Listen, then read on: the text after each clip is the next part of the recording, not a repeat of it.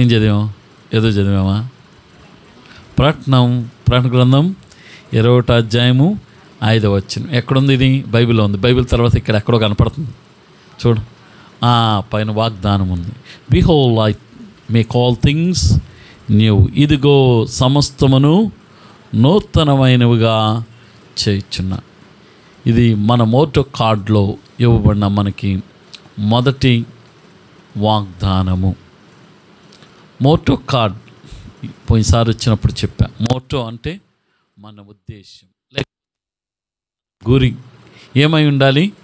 సమస్తమును నూతనమైనవిగా చేయుచున్నాను అని దేవుడు సెలవిస్తున్నాడు. సమస్తమును నూతనమైనవిగా చేస్తున్నాను. ఒకటి కాదు, all things become, behold I make all things new. సమస్తమును నూతనమైనవిగా చేయుచున్నాను. దేవుని ఆశ, కోరిక ఏంటంటే ఒక నూతనమైన రీతిలో నువ్వు ఆరాధించాలని, నిన్ను ఆరాధికుడిగా చేయాలని, ఒక నూతన వ్యక్తిగా నిన్ను చేయాలని కోరుతూ ఉంటున్నాడు. ఇది దేవుని యొక్క ఉద్దేశం, మన యొక్క గురి అయి ఉండాలి.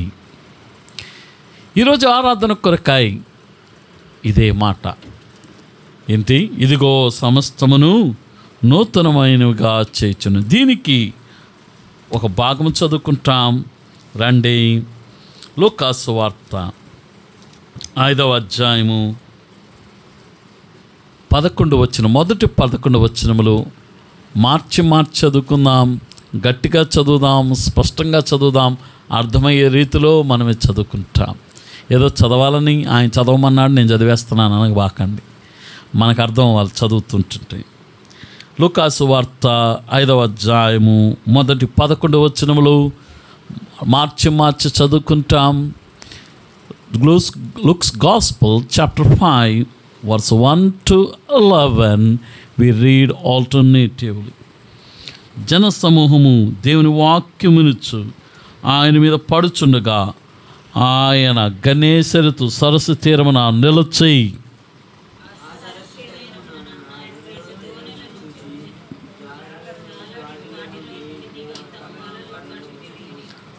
ఆయన ఆ దోణిలో సీమోనుదైన ఒక దోణి ఎక్కి దరి నుండి కొంచెము త్రోయమని అతన్ని అడిగి కూర్చుని దోణిలో నుండి జన సమూహములకు బోధించుచుండెను.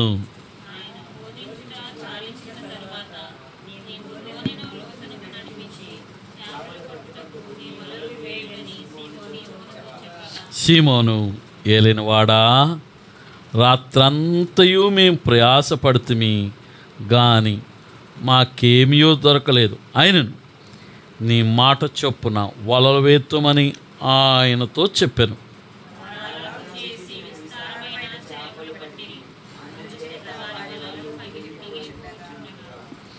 వారు వేరొక దోణిలోనున్న తమ పాలివారు వచ్చి తమకు సహాయము చేయవలనని వారికి సంజ్ఞలు చేసిరి. వారు వచ్చి 2 దోణులు మునుగునట్లు నింపిరి.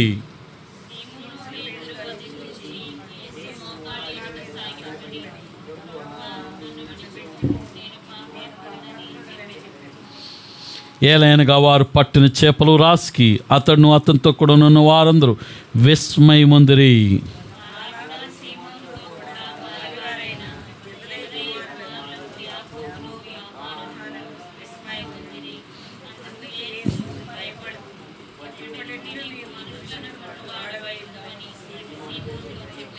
వారు దోణెలను దరికి తీర్చి సమస్తమును విడిచిపెట్టి ఆయనను వెంబడించురి.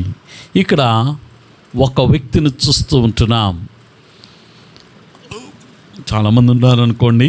ఒక వ్యక్తి గురించి మనము ఆలోచించాలని ఆశపడుతూ ఉంటున్నాను. ఇక్కడ యేసు ప్రభువారు తాను ఈ లోకంలో ఉన్నప్పుడు తాను సువార్త ప్రకటిస్తూ వచ్చాడు. ఆయన 33.5 సంవత్సరాలు ఈ లోకంలో జీవించాడు. తన చివరి 3.5 సంవత్సరములు సువార్తను ప్రకటిస్తూ వచ్చాడు. ఆయన గెనేసరెతు తీరమునకు సరస్సునకు వచ్చాడంట. ఆయన సరస్సు తీరమున 2 దోణులను చూచి జాలర్లు వాటిలో నుండి దిగి తమ వలలను కడుక్కొనిచుండిరి.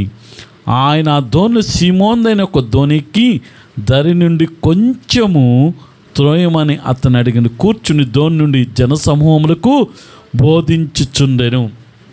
ఇక్కడ యేసుప్రభువారు తాను వాక్యం చెప్పడానికి, వాళ్ళు బోధించడానికి ఆశపడుతున్నారు. చాలామంది జనాలు వచ్చారు. మరి ఆయన కనబడాలి అంటే ఏదో ఒక స్టేజ్ కావాలి. మనుషులు కావాలి, కనబడాలి. కనబడకపోతే కాన్సన్ట్రేషన్ ఉండదు. కాబట్టి ఆయన ఏం చేశాడంటే, ఆడ 2 దోణులు ఉన్నాయంట. ఆ 2 దోణులు ఒక దాన్ని ఎంచుకొని సీమోనుదైన పేతురుది ఒక దోణిని ఎత్తుకొని నీవు దరి నుండి లోపలకు త్రోయి అన్నాడు. సరే, ఆయన పేతురు గారు, సీమోను గారు ఏం చేశారంటే దరి నుండి కొంచెం బయటికి లోపలికి తోశాడు. అప్పుడు జనసమూహము ఆవిడ కూర్చున్నారో నుంచున్నారో నాకు తెలియదు, కానీ వారు వినుచున్నారు. వినుచుంటే చాలామంది వింటున్నారు. ఇక్కడ నేను చెప్పదలుచుకున్నానంటే, యేసుప్రభువారు మనందరికీ తెలుసు, ఆయన సర్వాధికారి, సర్వసృష్టికర్త. దోన్ని అట్లా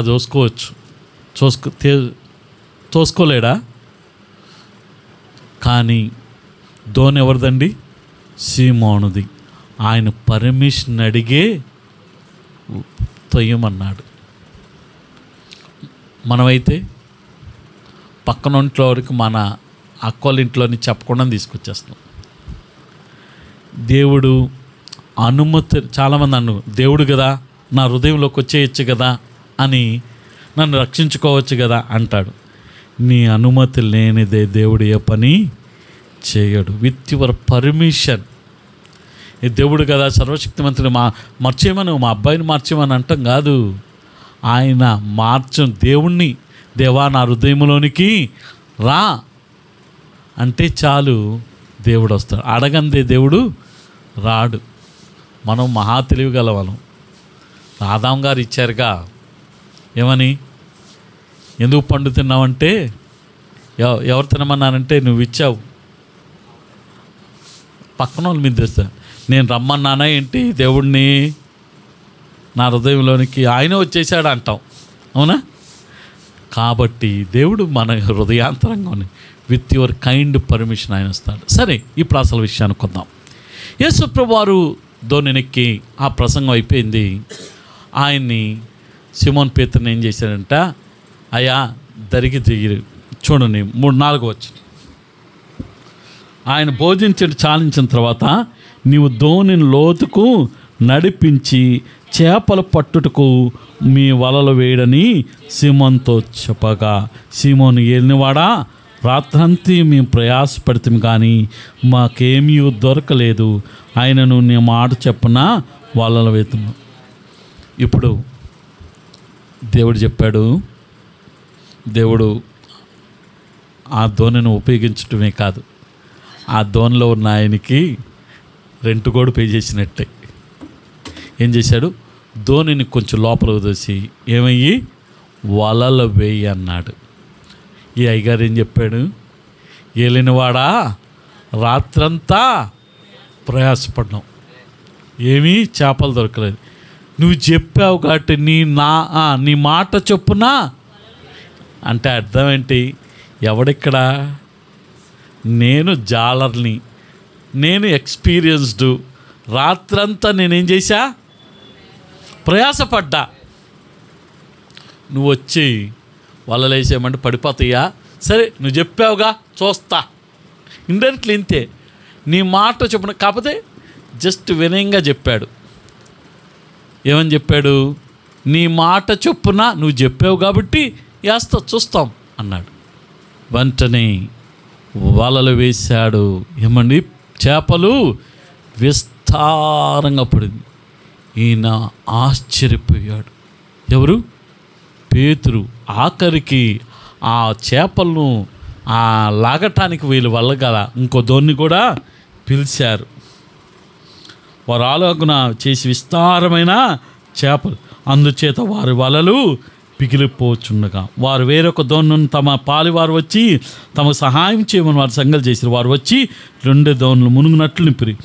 సీమోను పేతురు అది చూచి యేసు మోకాలు ఎదుట సాగిలపడి. ఈరోజు మన అంశం ఆరాధించుటకు సాగిలపడి. ఏంటండి? సాగిలపడి. ఎప్పుడైతే ఈ యొక్క విస్తారమైన చేపలు పడ్డాయో అప్పుడు ఇంకేం చేయాల, రాత్రంతా నేనేం చేశా, ప్రయాసపడ్డా, ఒక్క చేప కూడా పడలేదు. యేసుప్రభువు మాట చెప్తే చాలు, వల వేయమన్నాడు, వేస్తే ఎన్ని పడిపోయినాయి ఏంటి అని ఆయన మోకాలు ఎదుట సాగిలపడి. ఈ సాగిలపడి అనుభవము పేతురు గారు ఏం గ్రహించాడు, దాన్ని బట్టి మనము గ్రహించిన వారమై ప్రభువును ఆరాధిద్దాం. రండి 95వ కీర్తన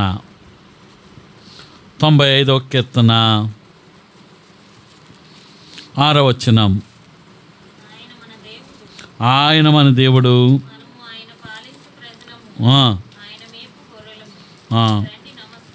రండి నమస్కారము చేసి సాగిలపడదాము.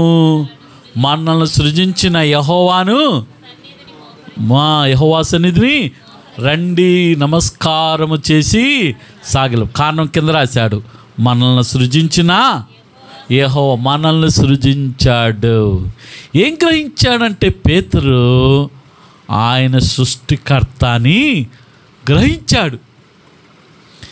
ఇన్ని సంవత్సరాలు నేను చేపలు పట్టాను కానీ ఎప్పుడు ఇట్లా పట్టలేదే, రాత్రంతా ప్రయాసపడ్డాం, ఒక్క చేప కూడా పడలేదే. ఈయనేం చెప్పాడు, వలలు వేయి అన్నాడు. వేసిన వెంటే విస్తారమైన చేపలు పడినాయి. ఈయన మాటకు ఏం లోబడుతున్నాయి, సృష్టిలో ఉన్న సృష్టమంతా లోబడుతుంది. ఈయన సృష్టికర్త అని దేవుడిని ఆయన ఎదుట మోకాలుండి సాగిలపడ్డాడు. నిజమే. ఏం గ్రహించాడు పేతురు, సృష్టికర్త అయిన దేవుడని సాగిలపడుతూ వచ్చాడు. దేవుని ఎదుట సాగిలపడ్డానికి పేతురు గల మొదటి కారణం సృష్టికర్త అయిన నీవు నేను. ఈరోజు సాగిలపడడానికి గల కారణం ఏంటి అంటే ఆయన సృష్టికర్త అని. మనల్ని ఏం చేశాడు? రండి కొరింథీయులకు రాసిన 2వ పత్రిక 5వ అధ్యాయం. 2 కొరింథీయులు 5వ అధ్యాయము 17వ వచనం అనుకుంటా. కొరింథీయులకు రాసిన 2వ పత్రిక 5వ అధ్యాయం 17వ వచనం. కాగా ఎవడైనను క్రీస్తునందుని ఎడల వాడు నూతన సృష్టి, పాతవి గతించెను, ఇదిగో క్రొత్తవాయెను. ఇదిగో సమస్తము నూతనంగా చేర్చున్నానన్న దేవుడు ఈరోజు నిన్ను నూతన సృష్టిగా చేయుచున్నాడు. పాతవి గతించిన, ఇదిగో క్రొత్తవాయెను. ఇంగ్లీష్లో all things new became new. యేసు క్రీస్తునందుని వాడు నూతన సృష్టి, పాతవి గతించిపోయినాయి, ఇదిగో క్రొత్త వైపోయిన సమస్తము అని ఇంగ్లీష్లో రాయబడింది. సమస్తమును క్రొత్తవాయెను. నిజమే, ఒకప్పుడు మన జీవితం పాపపు జీవితం. మనము సృష్టికర్తను వదిలిపెట్టి సృష్టాన్ని పూజిస్తూ వచ్చాం. ఈయన దేవుడు, సృష్టికర్త అయిన దేవుడు అని పేతురు గారు ప్రభు మోకాలు ఎదుట ఏం చేస్తూ వచ్చాడు? సాగిలపడుతూ వచ్చాడు. కాబట్టి ఈ ఉదయకాల సమయంలో నీవు నేను ఆరాధించగల కారణము మొట్టమొదటిగా ఆయన మనల్ని నూతన సృష్టిగా చేశాడు. పాతవి గతించెను, ఇదిగో క్రొత్తవాయెను. మన జీవితంలో క్రొత్త జీవితం ఇచ్చాడు. కాబట్టి మనం ప్రభువును మోకాలు ఎదుట ఏం చేద్దాం? సాగిలపడదాం. 2వ కారణం చూడండి, 99వ కీర్తన 99వ కీర్తన 9వ వచనం. మన దేవుడైన యెహోవా పరిశుద్ధుడు, మన దేవుడైన యెహోవాను ఘనపరచుడి, ఆయన పరిశుద్ధ పర్వతం ఎదుట సాగిలపడది. 9వ వచనం, అదే మన దేవుడైన యెహోవా పరిశుద్ధుడు, ఆయన పరిశుద్ధ పర్వతం ఎదుట సాగిలపడి. ఎందుకు మనం సాగిలపడాలంటే ఆయన పరిశుద్ధుడు. ఇది పేతురు గారు తెలుసుకున్నాడు. రండి లూకాసు సువార్త 5వ అధ్యాయం.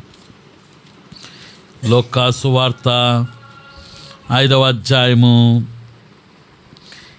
లూకాసు సువార్త 5వ అధ్యాయము 8వ వచనం. యేసు మోకాలు ఎదుట సాగిల, ప్రభువా నన్ను విడిచి, నేను పాపాత్ముడనని చెప్పెను. దేవుడు ఎవరండి? పరిశుద్ధుడు. మనము పాపాత్ములము. నిజమే, మనం పాపులమే, ఏ భేదమును లేదు. అందరూ పాపం చేసి దేవుడు అనుగ్రహించు మనం పొందలేకపోయి, ఇట్లాంటి పాపాత్ములైన మనలను దేవుడు పరిశుద్ధులుగా చేసి, అందుకని యోహాను రాసిన మొదటి పత్రిక 1వ అధ్యాయం 9వ వచనం, మన పాపమును మనము ఒప్పుకొని నీ ఎడల ఆయన నమ్మదగిన వాడును నీతిమంతుడు కనుక మన పాపను క్షమించి సమస్త దుర్నీతి నుండి మనల్ని పవిత్రులుగా చేయను. యేసు రక్తం ద్వారా మనం పవిత్రులుగా చేయబడ్డాం. అంతేకాదు, పేతురు రాసిన మొదటి పత్రిక 1వ అధ్యాయము 14-15 వచనంలో కలిసి ఉంటాయి, చదువుకున్నాం. పేతురు రాసిన మొదటి పత్రిక 1వ అధ్యాయము 14-16 వచనములు కలిసి ఉన్నాయి, కలిసి చదువుకుంటాం. నేను పరిశుద్ధులైన కనుక మీరును పరిశుద్ధులై రాయబడింది కాక, చాలు నేను పరిశుద్ధును గనుక మీరును పరిశుద్ధం. మనం ఏమైపోయాం? క్రీస్తు రక్తం ద్వారా పరిశుద్ధులంగా చేయబడ్డాం. మనం పాపాత్ములైన మనల్ని దేవుడు తన రక్తం ద్వారా పవిత్రపరిచి మన పరిశుద్ధులుగా చేశారు. కాబట్టి మనం సాగిలపడదాం. పేతురు గారు మొదటి గ్రహించింది, ఆయన సృష్టికర్త అయిన దేవుడు. నీవు నేను గ్రహించాం, మనల్ని నూతన సృష్టిగా చేశాడు. పాతవి గతించిన ఇదిగో క్రొత్తగా చేశాడు. రెండవదిగా మనం పాపాత్ములైన మనల్ని ఆయన ఏం చేశాడు? పరిశుద్ధులుగా చేశాడు. ఆయన రక్తం ద్వారా మనం పవిత్రపరిచి మనల్ని పవిత్రులు చేస్తూ వచ్చాడు. మూడవదిగా చూద్దాం, లూకాసు వార్త 8వ అధ్యాయం. లూకాసు వార్త 8వ అధ్యాయము 28 చదువుతాం. వాడు యేసును చూచి కేకలు వేసి ఆయన ఎదుట సాగిలపడి, యేసు సర్వోన్నతుడైన దేవుని కుమారుడా, నాతో నీకేమి, నన్ను బాధపరచుకోమని నిన్ను వేడుకొంచున్నాను అని కేకలు వేసి చెప్పాను. ఏనగా ఆయన ఆ మనుషులు విడిచి వెలుపలికి రమ్మ అపవిత్రాత్మను ఆజ్ఞాపించెను. 27వ వచనం నేను చదువుతున్నాను. ఆయన ఒడ్డును దిగినప్పుడు ఆయన ఊరు వాడొకడు ఆయనకు ఎదురుగా వచ్చును. వాడు దేవులు పెట్టిన వాడై బహుకాలం నుండి బట్టలు కట్టుకొనక సమాధిలోని కానీ ఇంటిలోని కానీ ఉండువాడు కాడు. వాడు యేసును చూచి కేకలు వేసి ఆయన ఎదుట సాగిలపడి, యేసు సర్వోన్నతుడైన దేవుని కుమారుడా, నాతో నీకేమి. అప్పుడు యేసు ప్రభువారు 29వ వచనంలో, ఏలయనగా ఆ మనుషుని విడిచి వెలుపలికి రమ్మని ఆ పవిత్రాత్మకు ఆజ్ఞాపించును. అది అనేక పర్యములు వారిని పట్టుకొని ఉంచు కనుక వారిని గొలుసులతో కాళ్ళ సంఖ్యలతో కట్టి కాలువించిరి. 39వ వచనం చదువుతాం. అయితే ఆయన, నువ్వు నీ ఇంటికి తిరిగి వెళ్ళి నీ దేవుడు నీకెట్టి గొప్ప కార్యములు చేసినో తెలియజేయమని వానితో చెప్పి వాణ్ణి పంపివేశాను. వాడు వెళ్ళి యేసు తనకెట్టి గొప్ప కార్యములు చేసిన ఆ పట్టణమంతయు ప్రకటన చేసిన. ఇక్కడ పేతురు జీవితంలో జరిగింది అదే. లూకాసు వార్త 5వ అధ్యాయం. లూకాసు వార్త 5వ అధ్యాయము 8వ వచనం. సిమోను పేతురు చూచి యేసు మోకాలు ఎదుటి సాగిల ప్రభువా నన్ను విడిచి పొమ్ము, నన్ను విడిచిపెట్టు. ఈడు కూడా అన్నాడు నాతో నీకేమి. ఇంకా మార్క్సు వార్తలు ఇంకా బాగుంటుంది. రండి మార్క్సు వార్త 3వ అధ్యాయం 11వ వచనం. మార్క్సు వార్త 3వ అధ్యాయము 11వ వచనం. అపవిత్రము పట్టిన వారు ఆయన చూడగానే ఆయన ఎదుట సాగిలపడి నీవు దేవుని కుమారుడు అని చెప్పుచు కేకలు వేసిరి. అవన్నీ పట్టిని ఏని అపవిత్రాత్మలు పట్టిని. ఇక్కడ లోకాసు వార్త 8వ అధ్యాయం 28వ వచనం 27 నుంచి 39 వరకు చూసినట్లయితే అపవిత్రాత్మ పట్టిన వాడు ఒకడు ఉన్నాడు. వాడు ఎట్లా ఉన్నాడు? సమాధిలో వాడు వాసం. ఇంట్లో తీసుకొస్తే ఇంట్లో ఉండట్లా, అసలు వీడిని కట్టేయడం కూడా వల్లగా అట్లా సంఖ్యలతో బంధించబడ్డం. మనం కూడా అంతే, నెమ్మది లేని స్థితి. ఇంటికి వెళ్ళబుద్ధి కాదు, స్నేహితులతో తిరగడమే. వాళ్ళు కూడా కొన్నిసార్లు వాళ్ళ ఇష్టం ఉండదు. నెమ్మది లేని స్థితి, ఎక్కడికి వెళ్ళాలో అర్థం కాదు. కానీ యేసు ప్రభువాన్ని చూచిన వెంటనే సర్వోన్నతుడైన దేవుని కుమారుడా, వెంటనే యేసు ప్రభువారు వాడిని గద్దిచ్చేసరికి సేన బయలుదేరింది. దెయ్యాలన్నీ వదిలిపోయినాయి. దేవుడు ఆ యొక్క అపవిత్రాత్మ పెట్టిన వారి ఎళ్ళ ఏం చేశాడు? గొప్ప కార్యములు చేశాడు. నిజమే, పేతురు జీవితంలో గొప్ప కార్యం చేశాడు, గొప్ప ఆశ్చర్యకార్యం. పేతురు ఎన్నడూ చూడాల, అన్ని చేపల బండి వల ఏమైపోతుంది? పిగిలిపోతుంది. ఆఖరికి ఇంకో ధోనిని కూడా పిలుస్తూ వచ్చారు సహాయము కొరకాయ.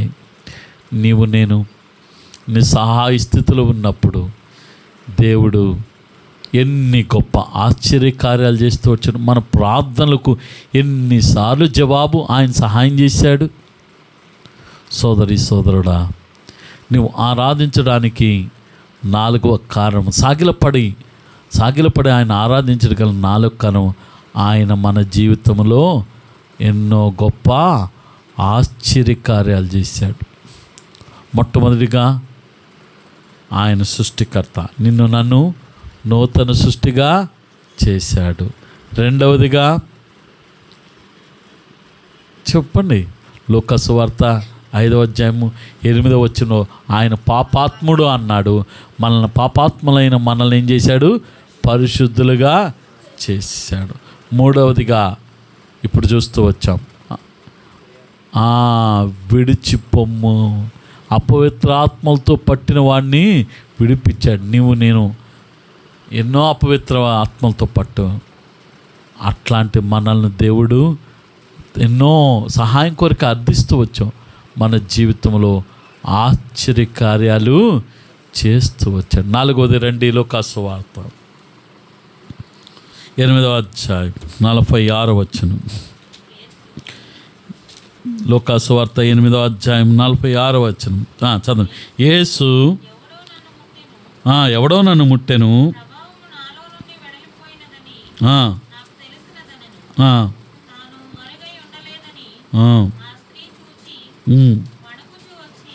వణుకుచూ వచ్చి ఆయన ఎదుట సాగిలపడి తాను ఎందు నిమిత్తము ఆయన ముట్టిన వెంటనే తాను ఎలా స్వస్థపరచును ఆ సంగతి ప్రజలందరిట తెలియజేసింది. ఇక్కడ ఒక రక్తస్రావం గల స్త్రీ ఉంది. ఆమె 12 సంవత్సరాల నుండి రక్తస్రావంతో బాధపడతా ఉంది. ఎక్కడికి వెళ్ళినా తను వేయపరుచుకుంది, డబ్బులంతా ఖర్చు చేసింది. ఎక్కడికి వెళ్దామంటే భయం. ఎందుకు? రక్తస్రావం అయిపోతుంది, రక్తం కారిపోతూ ఉంటుంది. ఆఖరికి ఆ యేసుప్రభు వారి దగ్గరికి వెళ్ళలేక ఆయన వస్త్రపు చెంగు ముట్టింది, రక్తము దారలు ఆగిపోయింది. యేసుప్రభు వారు చెప్పాడు, నన్ను ఎవరో ముట్టాడు, నా ప్రభావం వెళ్ళిందంటే వెంటనే ఆమె వచ్చి వణుకుచూ వచ్చి ఆయన ఎదుట సాగిలపడింది. ఆమె ఏమైపోయింది? స్వస్థత పొందుతూ వచ్చింది. పేతురు జీవితంలో కూడా జరిగింది. ఎలాగా? రండి, లోకాసు వార్త 4వ అధ్యాయము 38వ వచనం.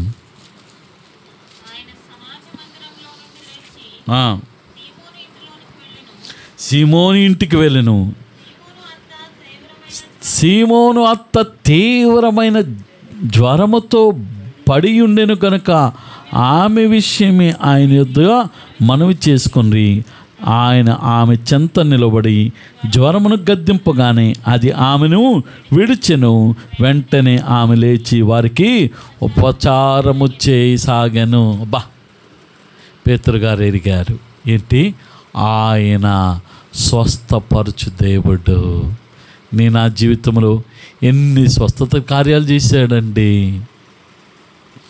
ఇది సాగిలపడటానికి 5వ కారణం. పేతురత్త జ్వరంతో బాధపడుతుంది. ఆమెను ఆ ఇంటికి వెళ్ళి ఆయన జ్వరంతో ఉన్న ఆమెను ముట్టాడు, గద్దించాడు. జ్వరం ఏమైపోయింది, వదిలిపోయింది. ఆమెకి ఏం చేస్తున్నారు, ఉపచారం చేస్తూ వచ్చింది. మీలో జ్వరం వచ్చిన వాళ్ళు వెంటనే పనులు చేసుకుంటారా? చేయలేరు. ఏమంటారు, నీరసంగా ఉందంటారు, రెస్ట్ తీసుకుంటారు. కానీ ఏమేం చేస్తూ వచ్చింది, ఉపచారం చేస్తూ వచ్చింది. అబ్బా, దేవుడు ఎంత స్వస్థపరిచాడు. ఆయన సాగిల పట్టడానికి కల కారణం 4వదిగా స్వస్థపరుస్తూ వచ్చాడు. మొట్టమొదటిగా సృష్టికర్త, 2వదిగా మనల్ని పరిశుద్ధపరిచాడు, 3వది మన జీవితాల్లో గొప్ప ఆశ్చర్యకార్యాలు చేస్తూ వచ్చాడు, 4వదిగా స్వస్థపరుస్తూ వచ్చాడు. 5వదిగా చూద్దాం, ప్రాణగ్రంథం 4వ అధ్యాయం 10వ వచనం. ప్రాణగ్రంథం 4వ అధ్యాయం 10వ వచనం. ఆ 24 పెద్దలను సింహాసనాసన వానుని ఎదుట సాగిలపడి యుగములకు జీవించిన వానికి నమస్కారము చేయుచు, ప్రభువా మా దేవా, నీవు సమస్తము సృష్టించు, నీ చిత్తమును బట్టి అవి ఉన్నను, దాన్ని బట్టే సృష్టింపబను కనుక నీవే మహిమ ఘనత ప్రభావంలో అర్హుడు అని చెప్పొచ్చు. తమ కిరీటములు ఆయన ఎదుట సింహాసనం ఎదుట వేసిర్రి. అబ్బా, కిరీటాలు వేసేశారు. అంతగా తగ్గించుకున్నాడు. కారణం ఆయన సింహాసనాసనుడు అయ్యాడంటే ఆయన ఎవరు, రాజు. యేసు ఈ పేతురు గారు కూడా గుర్తించాడు. రండి, లోకాసు వార్త 5వ అధ్యాయం 5వ వచనం. లోకాసు వార్త 5వ అధ్యాయం 5వ వచనం. సీమోను ఏలినవాడంటే ఏలేవాడు ఎవరు వెళ్తారు, రాజు. యేసు ప్రభువారు రాజు. ఆయన ఎదుట సాగిలపడుతూ వచ్చారు 24 పెద్దలు, 4 జీవులు. అవన్నీ కిరీటాలే తీసి ఆయన ఎదుట పడవేసి ఆయన సింహాసనం ఎదుట సాగిలపడుతూ వచ్చాడు. ఒకానొక దినమున మనం నిత్యత్వంలో ప్రభువును స్తుతించబద్దులమై ఉంటున్నాం. దాని ట్రైనింగ్ పీరియడే ఇది. కాబట్టి ఆరాధిస్తూ ఉంటున్నాం, సాగిలపడుతూ ఉంటున్నాం. ఎన్ని కారణాలు చూసాం, 5 కారణాలు. మొట్టమొదటిగా ఆయన సృష్టికర్త అయిన దేవుడు, 2వదిగా ఆయన పరిశుద్ధుడు, మన పరిశుద్ధులుగా చేశాడు, 3వదిగా ఆయన గొప్ప ఆశ్చర్య కార్యాలు చేశాడు మన జీవితంలో, 4వది ఆయన మనల్ని స్వస్థపరుస్తూ వచ్చాడు, 5వదిగా ఆయన రాజుగా మనల్ని ఎలా ఏలుతున్నాడు, రాజుగా రాబోతున్నాడు. ఆయన సింహాసనం ఎదుట మనం సాగిలపడతాం, ఆయన సింహాసనం ప్రక్కన మనల్ని కూర్చుండబెడతాడు. ఆయన ఏం చెప్పాడు, మనం చదువుకునే ఇదిగో సమస్తమును నూతనమైనవిగా చేయుచున్నాను. నిజమే, పేతురు జీవితంలో మరి సమస్తం నూతనంగా చేశాడా అంటే రండి లోకాసు వార్త 5వ అధ్యాయం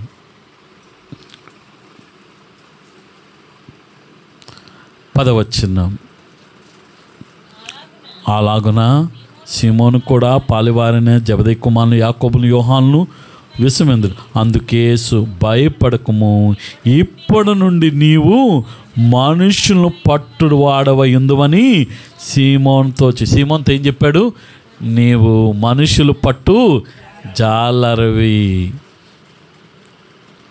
ఈయన ఏ జాలరి, అది వరకు చేపలు పట్టే జాలరి. ఇప్పుడేం పెడుతున్నాడు, చేశాడా చేయలేదా? రండి, అపోస్తల కార్యములు 2వ అధ్యాయం. అపోస్తల కార్యములు 2వ అధ్యాయము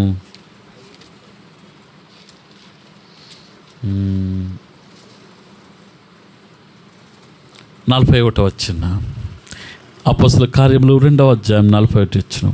కాబట్టి అతని వాక్యమును అంగీకరించి వారు బాప్తీసు పొందిరి. ఆ దినమందు ఇంచుమించు 3,000 మంది చేర్చబడిరి. చూడండి, పేతురు గారు వాక్యము చెప్పుతే ఎంతమంది రక్షింపబడ్డారు? 3,000 మంది. 38వ వచనం. పేతురు మీరు మారు మనసు పొంది పాప క్షమాపణ ప్రతివాడు యేసుక్రీస్తు నామమున బాప్తిస్మం పొందిరి. ఆయన వాక్యం చెప్తే 3,000 మంది రక్షణ పొంది. మనం చెప్తే ఒక్కడు కూడా పొందడు. సమస్తమును నూతనమైనగా చేశాడు పేతురుని. అంతేకాదు, ఒక్క మాట అందరూ ఆశ్చర్యపోయాడు. 4వ అధ్యాయం అపోస్తల కార్యములు 4వ అధ్యాయము 13వ వచనం. వారు పేతురు యోహానును ధైర్యం చూచినప్పుడు వారు విద్యలేని పామరులని గ్రహించి ఆశ్చర్యపడి వారు యేసుతో కూడా ఉండిన వారని గుర్తిరిగిరి. అబ్బా, విద్యలేని పామరులు సామాన్యులని గ్రహించారు, కానీ ఇప్పుడు ఆశ్చర్యపోయాడు. వాళ్ళు జాలర్లండి, వాళ్ళకి చదువు రాదు. అలాంటిది ఏమైపోయారు? మనుషులు పట్టు జాలర్లు అయిపోయారు. కారణం, వాగ్దానం చేశాడు, ఇదిగో సమస్తమును నూతనమైనవిగా చేయుచును. వారు చేసింది ఒక్కటే, సమస్తమును విడిచిపెట్టి ఆయనను వెంబడించరి. మనం ఎందుకు ప్రభు ఎదుట సాగిలు పడాలి? కారణం, మొదటి కారణం, ఆయన సృష్టికర్త అయిన దేవుడు మనల్ని నూతన సృష్టిగా చేశాడు. రెండవదిగా పాపాత్ములైన మనల్ని ఆయన పరిశుద్ధులుగా చేశాడు. మూడవదిగా ఆయన ఆశ్చర్యకార్యములు చేస్తూ వచ్చాడు.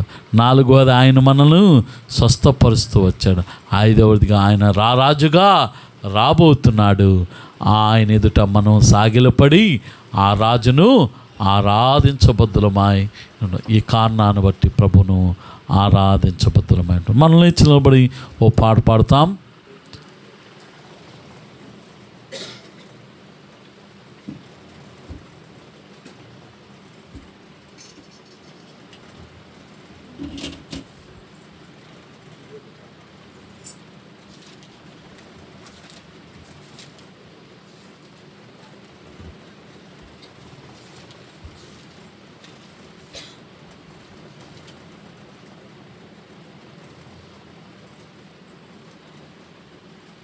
పాడు సంఖ్య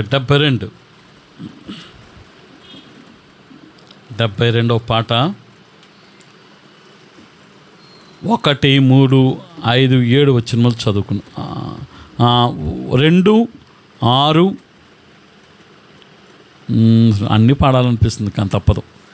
2, 6, 7 పాడదాం. 2, 6, 7 పాట సంఖ్య 72 పెద్ద పాటల పుస్తకంలో 89.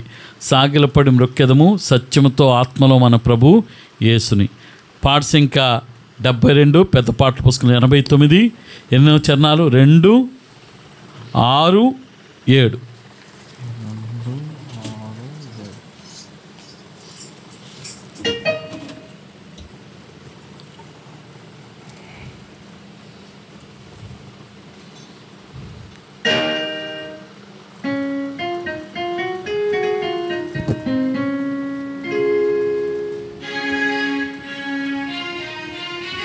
లేచి నిలబడి పాడతాం. సాగిల పాడి మ్రొక్కెదము సత్యముతో ఆత్మలో మన ప్రభు యేసుని. సాగిల పాడి మ్రొక్కెదము